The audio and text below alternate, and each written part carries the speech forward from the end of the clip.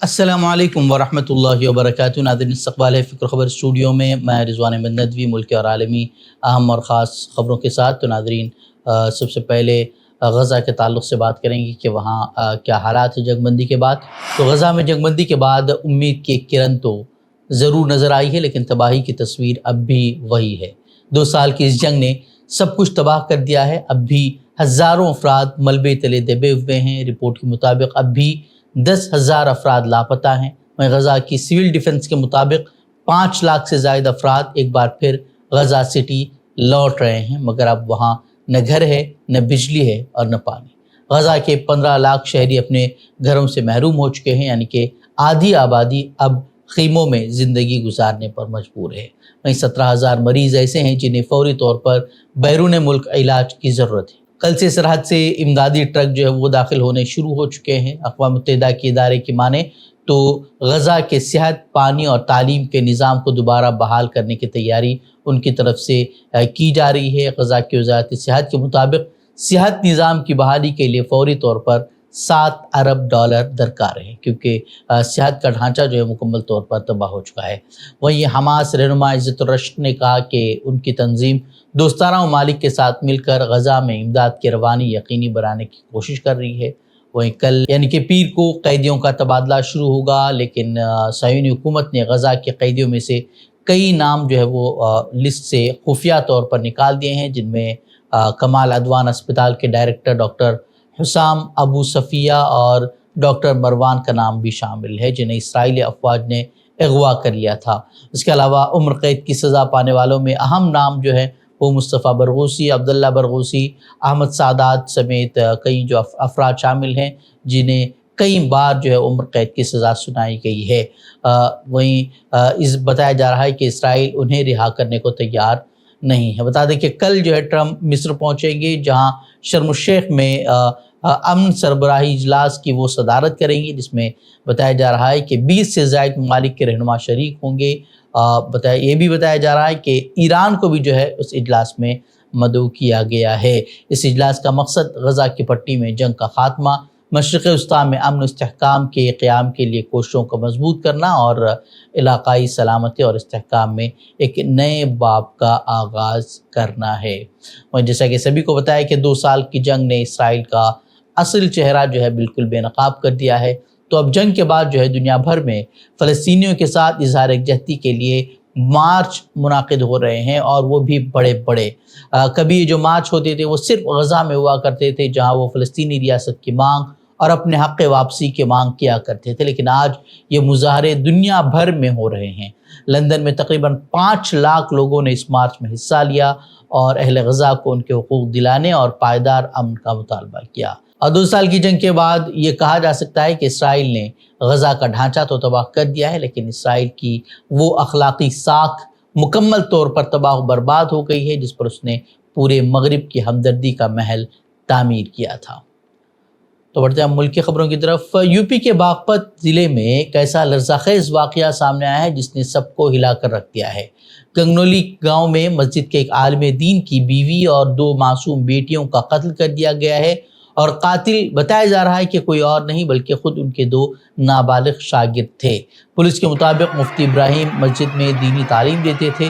शनिचर के रोज़ वो किसी काम से बाहर गए हुए थे। इसी दौरान उनकी बीवी और 2 बेटियां जो थी, एक 5 साल की और एक 3 साल की, वो घर में सो रही थी। उसी वक्त जो है दोनों वहाँ पहुँचे और उन्होंने इंतकाम की आग में अंधे होकर हथौड़े और चाकू से तीनों को बेदर्दी से मार डाला। तहक़ीक़ात के दौरान पुलिस का दावा है कि दोनों ने इंकिशाफ किया कि वो मौलाना की पिटाई से नाराज़ थे और इसी रंजिश में ये खौफनाक कत्ल उन्होंने किया था। फ़िलहाल पुलिस ने 60 टीमें तश्कील दी हैं। CCTV फुटेज, DNA सैंपल और दीगर शवाहिद की बुनियाद पर दोनों को हिरासत में लिया गया है, और कत्ल में इस्तेमाल होने वाले हथियार भी जो है वो बरामद कर लिए गए हैं। SP का दावा है कि मुल्ज़िमान ने जुर्म कबूल कर लिया है और ये वारदात इंतकामी जज्बे का नतीजा थी। पूरा गांव जो इस लर्ज़ाखेज़ सानहे से सकते में है। बरेली में हालात दिन ब दिन संगीन होते जा रहे हैं। अहले मोहम्मद सल्लल्लाहु अलैहि वसल्लम के नाम से निकाले गए पुरअमन एहतिजाज के बाद जेल की सलाखों के पीछे पहुंचे मारूफ आलिम दीन मौलाना तौक़ीर रज़ा के खिलाफ अब योगी हुकूमत ने नया हथियार निकाल लिया है, जहां 28 साल पुराना कर्ज 1997 में 5,500 रुपए के खाद कर्ज को अब बकाया करार देकर मौलाना के खिलाफ रिकवरी नोटिस चस्पा कर दिया गया है।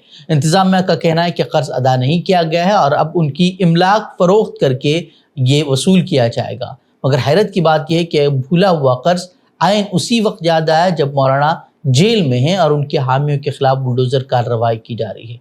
सिर्फ यही नहीं बल्कि 15 करोड़ रुपए मालियत की 18 दुकानें भी सील कर दी गई हैं। पहले 2 शादी हॉल, फिर एक होटल और कमर्शियल मार्केट, सबको जो है गैर कानूनी तामीरात करार देकर बंद कर दिया गया है।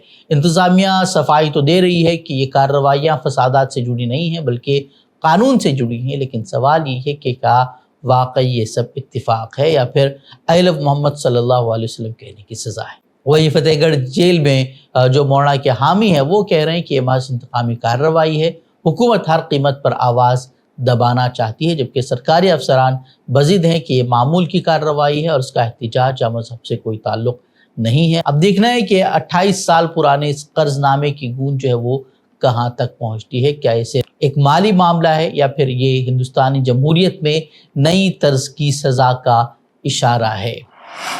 मरकज़ी वज़ीर दाखिला अमित शाह के मुस्लिम आबादी से मुताल्लिक़ बयान ने सियासी हलचल मचा दी है।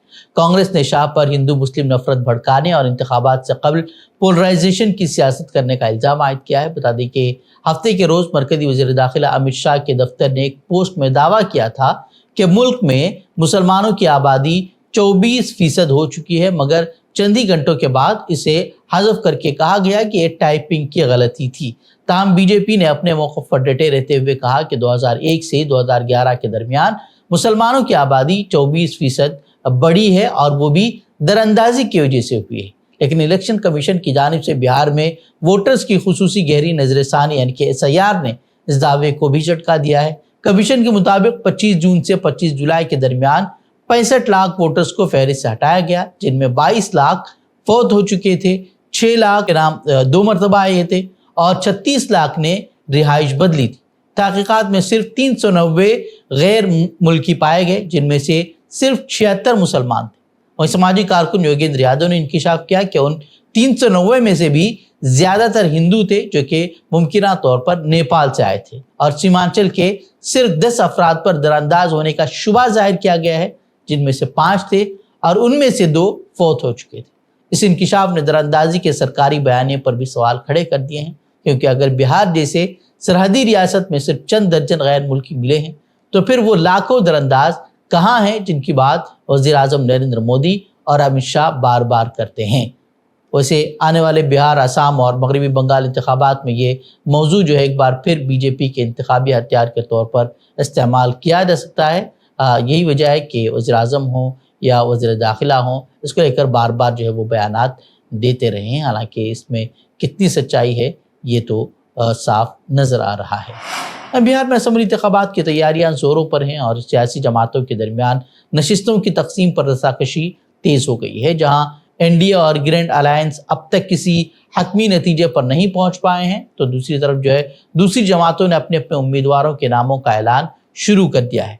प्रशांत किशोर की पार्टी जन स्वराज ने 51 उम्मीदवारों का ऐलान किया है और अब ऑल इंडिया मजलिस इत्तेहादुल मुस्लिमीन ने भी 16 अजला की 32 नशिस्तों पर अपनी पहली फहरिस्त जारी कर दी है।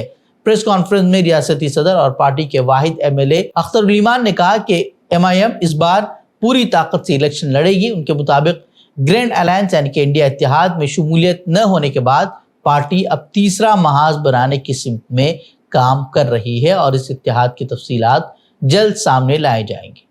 MIM का यह कदम न सिर्फ ग्रैंड अलायंस के मुस्लिम वोट बैंक के लिए चैलेंज है, बल्कि रियासत में एक नए तीसरे महाज की तश्कील के इम्कानात को भी हवा दे रहा है।